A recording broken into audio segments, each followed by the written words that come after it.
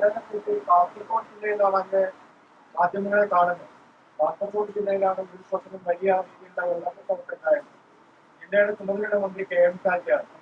ഇതുവരെ ജില്ലയിലേക്ക് തിരിഞ്ഞു നോക്കുക അല്ലെങ്കിൽ അതേക്കുറിച്ച് അന്വേഷിക്കേണ്ടിയിട്ടാണ്. മോന്തായം വളഞ്ഞാൽ 64 വളയും. മുഖ്യമന്ത്രി മുന്നറിയിപ്പുണ്ടായ ആ ദിവസം തിരുവനന്തപുരം കേന്ദ്രീകരിച്ച് ദുരിതാശ്വാസ പ്രവർത്തനങ്ങൾക്ക് നേതൃത്വം കൊടുക്കുകയും മാധ്യമങ്ങൾ വഴി ബ്രീഫിംഗ് നടത്തി ജനങ്ങളെ അറിയിക്കുകയും മന്ത്രിമാർ ഓരോരുത്തരും ഏതേത് ജില്ലകളിൽ ഉണ്ടാകണമെന്ന് പറയുകയും ചെയ്തിരുന്നുവെങ്കിൽ കാസർഗോഡ് ജില്ലയിൽ ചുമതലപ്പെടുത്തിയ മന്ത്രി ഇവിടെ തന്നെ ഉണ്ടാകുമായിരുന്നു.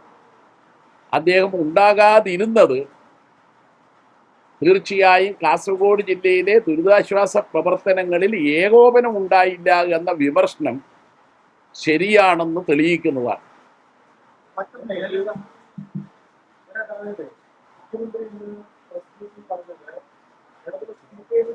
പ്രധാനപ്പെട്ട വിമർശനം ഉണ്ടായത് താനൊരു മലപ്പുറത്ത് ഒരു സ്ഥലത്ത് വെച്ച് അവിടെ ഉച്ചഭക്ഷണം യാദൃശ്ചികമായ ഉച്ചഭക്ഷണം കഴിക്കാൻ ഇരുന്നത് ആ ദൃശ്യങ്ങൾ ഉൾപ്പെടെ പ്രചരിപ്പിച്ചുകൊണ്ടാണ് വിമർശിച്ചതെന്നാണ്. ഭക്ഷണം കഴിക്കുന്നത് വെച്ചുകൊണ്ട് എന്തിന് ഈ പ്രചാരണം നടത്തി എന്നതാണ് മുഖ്യമന്ത്രി പറഞ്ഞത്. CPM-ന്റെ പ്രചാരണം ഉണ്ടാകുന്ന ഒരു സൽക്കാരത്തിൽ പങ്കെടുത്തു എന്നാണ്. അത് അനൗചിത്യമായി എന്നായിരുന്നു CPM-ന്റെ വിമർശനം ഉണ്ടായത്. അപ്പോൾ ഭക്ഷണം കഴിക്കുന്നതിനെ പോലും എന്തിനാണ് ഇങ്ങനെ വിമർശിക്കുന്നത് എന്നതാണ് ഇന്ന് മുഖ്യമന്ത്രി പ്രതികരിച്ചത്. ഭക്ഷണം കഴിക്കാതിരിക്കണം എന്ന് ആരും പറയില്ല. അദ്ദേഹം തിരുവനന്തപുരത്ത് തന്നെ കേന്ദ്രീകരിച്ച് നിൽക്കുകയും 4 പരിപാടികളിൽ പിന്നീടുള്ള ദിവസങ്ങൾ പങ്കെടുക്കാതെ അതെല്ലാം റദ്ദാക്കുകയും ചെയ്യുകയാണ് വേണ്ടിയിരുന്നത്. അതുകൊണ്ട് ഭക്ഷണം കഴിക്കാതിരിക്കണമെന്നല്ല, മുഖ്യമന്ത്രിയുടെ സാന്നിധ്യം തലസ്ഥാന നഗരിയിൽ വേണ്ട സമയമാണ് ഈ കാലവർഷക്കെടുതി ഉണ്ടായ സമയം. നീന്തൽ പരിശീലകൻ കാറ്റിട്ട് കാണാതായിട്ട് ഇതാണ് തെരച്ചിൽ തുടങ്ങി. പയ്യന്നൂർ പെരിങ്ങൂർ ഭാഗത്തൊക്കെ ഇന്നിപ്പോൾ തെരയുന്ന സമയത്ത് അവിടെ UDF-ന്റെ MLA ആണ്. MLA-യോ അല്ലെങ്കിൽ പ്രദേശ ജനപ്രതിനിധികളോ ആരും തന്നെ അങ്ങോട്ട് തിരിഞ്ഞു നോക്കുന്നില്ല പരാതിയിട്ട് 60ഓളം ആളുകൾ തെരച്ചിലുണ്ടായിരുന്നു. 12 പേർക്കാണ് ഭക്ഷണം ചെയ്യുന്ന പരാതി പറയുന്നത്. ദുരിതാശ്വാസ ക്യാമ്പിൽ ഇന്നലെ ഞങ്ങൾ രണ്ടുപേരും പോയപ്പോൾ ഭക്ഷണം വളരെ വൈകിയാണ് എത്തിയത് എന്ന് മാത്രമല്ല, ഭക്ഷണം എല്ലാവർക്കും തികയുന്ന രീതിയും ഉണ്ടായില്ല. ആദ്യ ദിവസം അവിടെ കിടന്നുറങ്ങിയത് പഴയ പത്രങ്ങൾ വിരിച്ചിട്ടാണെന്നുമുള്ള ആക്ഷേപം ഉയർന്നു വന്നിരുന്നു. അതുതന്നെയാണ് ആ പ്രദേശത്തെ ജനപ്രതിനിധിയുടെ സാന്നിധ്യമില്ലാത്തതും ഒപ്പം തിരച്ചിൽ വൈകിയതും.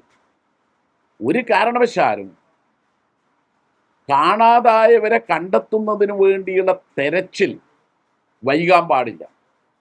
അതൊരു കുറ്റകരമായ വീഴ്ചയാണ്. ഇന്നാണ് പോലീസും ഫയർഫോഴ്സും അവിടെ എത്തി തെരച്ചിൽ 3-ാം ദിവസം ആരംഭിക്കുന്നത്. അതായത് മുഖ്യമന്ത്രി സർക്കാരത്തിൽ മാത്രമല്ല, ഒരു ജ്വല്ലറി ഉദ്ഘാടനത്തിൽ കൂടി പങ്കെടുത്തിരുന്നു. അപ്പോൾ ഈ ദുരിതാശ്വാസ പ്രവർത്തനങ്ങൾ നടക്കുന്ന സമയത്ത് ഇത്തരം സ്വകാര്യ പരിപാടികളിൽ പങ്കെടുക്കുന്നത് അനൗചിത്യമാണ്, അത് ശരിയായില്ല എന്ന നിലപാടിൽ തന്നെയാണ് ഇപ്പോൾ CPM ഉള്ളത്. വ്യാപകമായ പ്രതിഷേധം ജനങ്ങളിൽ നിന്ന് ഉയർന്നു വന്നതാണ് മുഖ്യമന്ത്രി തിരുവനന്തപുരത്ത് നിൽക്കാതെ പൊന്നാനിയിലും കൊച്ചിയിലുമൊക്കെ 4 പരിപാടികളിൽ പങ്കെടുക്കാൻ പോയത്. അതാണ് അടിസ്ഥാന പ്രശ്നം. ഇത്തരം ഘട്ടത്തിൽ മുഖ്യമന്ത്രി പരിപാടികൾ റദ്ദാക്കണം. അവിടെ ദുരിതാശ്വാസ പ്രവർത്തനങ്ങളുടെ സംസ്ഥാനത്താകെയുള്ളതിൻ്റെ ഏകോപന ചുമതല എടുക്കണം. അതത് ദിവസം ഉന്നതതല യോഗം ചേർന്ന് വൈകുന്നേരങ്ങളിൽ മാധ്യമങ്ങളുമായി ബ്രീഫിംഗ് നടത്തിയാൽ ജനങ്ങളിൽ ഒരു ആത്മവിശ്വാസം ഉണ്ടാവും. എവിടെയെങ്കിലും ദുരിതാശ്വാസ പ്രവർത്തനങ്ങളിൽ പോരായ്മയുണ്ടെങ്കിൽ മുഖ്യമന്ത്രിക്ക് അവിടെ ഇടപെടാൻ കഴിയും. അപ്പോൾ തിരുവനന്തപുരത്ത് അദ്ദേഹം പരിപാടികൾ റദ്ദാക്കി കേന്ദ്രീകരിച്ച് നിൽക്കുക എന്നതിലാണ് പോരായ്മ സംഭവിച്ചത്.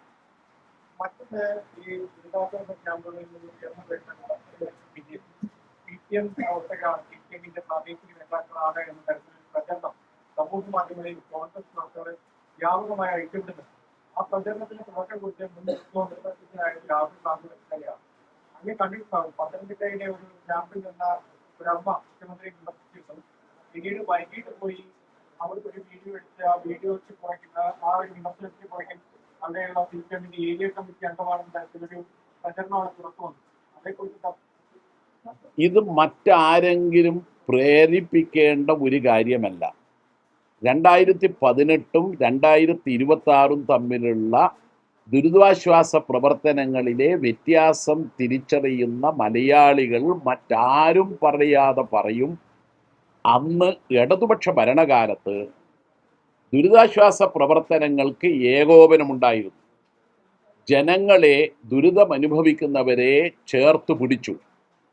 ഇന്ന് അത് ഉണ്ടായിട്ടില്ല.